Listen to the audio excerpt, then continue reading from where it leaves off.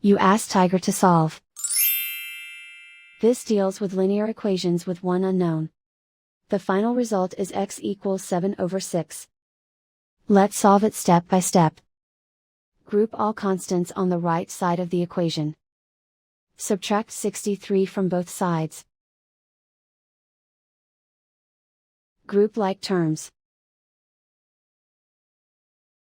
Simplify the arithmetic.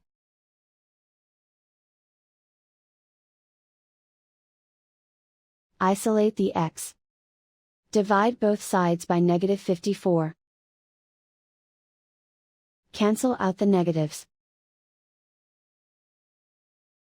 Simplify the fraction.